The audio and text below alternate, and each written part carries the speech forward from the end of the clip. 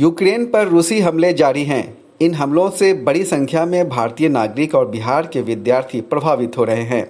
कुछ अपने देश और प्रदेश लौटे हैं और बड़ी संख्या में अभी भी फंसे हुए हैं।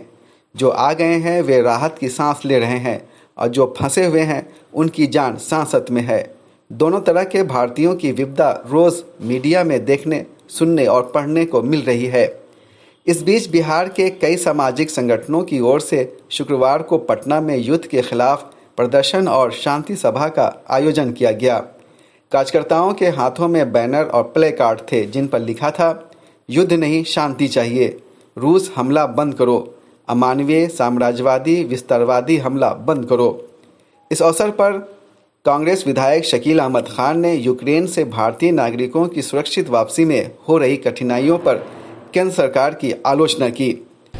जंग रुके, इंसानियत तबाही से बचे और हमारे जो बच्चे वहाँ फंसे हुए हैं और ये जो आका बैठे हैं दिल्ली में, जो सिवाय झूठ के उनके पास कुछ भी नहीं है। दूसरी कंट्रीज ने अपने सिटीजन्स को वहाँ समय रहते ही बुलाया और एक स्ट्रेटजी और प्लानिंग की है। जो बच्चे यहाँ आ रहे हैं वो 50-50 किलोमीटर दूर बॉर्डर पे पैदल चल के जाते हैं, दूसरी कंट्री के बॉर्डर पे आते हैं। तो इवैक्यूएशन जो यूक्रेन से होना चाहिए था, जो पहले करना चाहिए था, वो व्यवस्था नहीं की गई है। इसलिए कि हमारा जो बादशाह है वो तो किसी और काम में लगा हुआ है। उसको जनता की फिक्र नहीं है, उसका आवाम की फिक्र नहीं, उसको नौजवानों की फिक्र नहीं है।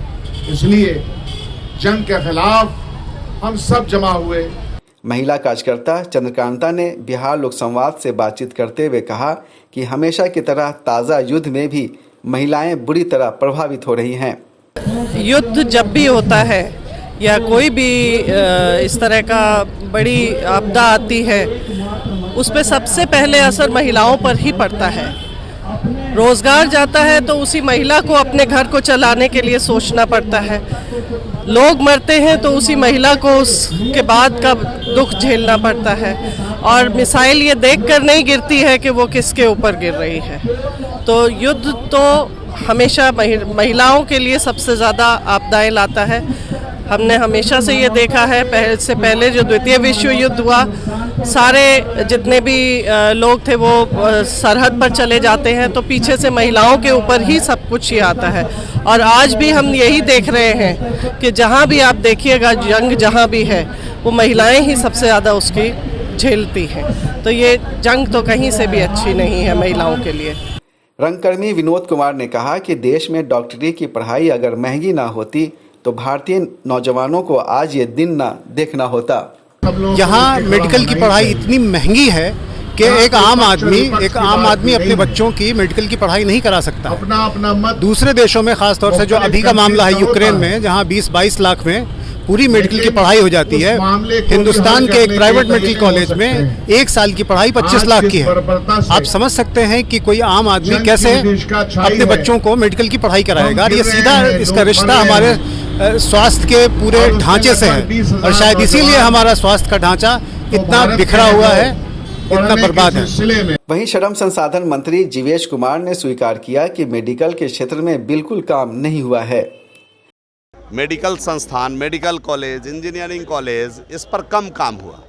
इंजीनियरिंग कॉलेज में तो कुछ काम हुआ भी, मेडिकल के क्षेत्र में अगर आप देखिए तो इस देश में बिल्कुल काम नहीं हुआ। देश के अंदर जब माननीय नरेंद्र भाई मोदी प्रधानमंत्री के रूप में बैठे तो उन्होंने निश्चय लिया कि हम देश के सभी ज़िले में एक मेडिकल कॉलेज खोलेंगे। और आप देखे होइएगा कि पिछले 7 वर्षों में लगातार मेडिकल में पढ़ने का सीट बढ़ाया गया और नए नए मेडिकल कॉलेज खोले गए। प्राइवेट लोगों को भी मेडिकल कॉलेज खोलने के प्रति उनको उत्साहित किया गया और बिहार में भी आज कई मेडिकल कॉलेज नए खुले हैं। अगर 2005 को अगर आप देखिएगा तो उस समय 4 से 5 मेडिकल कॉलेज थे, आज 18 मेडिकल कॉलेज बिहार के अंदर है। तो पहले हम मेडिकल कॉलेज खोलेंगे तभी संसाधित करेंगे बच्चों को पढ़ने के लिए और इस दिशा में सरकार पूरी तत्परता के साथ काम कर रही है। आने वाले दिनों में पढ़ाई के लिए बच्चों को बिहार के बाहर पलायन करने की स्थिति नहीं बनी। अब देखना है केंद्र और राज्य सरकार आपदा के मौजूदा हालात को कैसे अवसर में तब्दील करती है। सैयद जावेद हसन की रिपोर्ट, बिहार लोक संवाद .net पटना।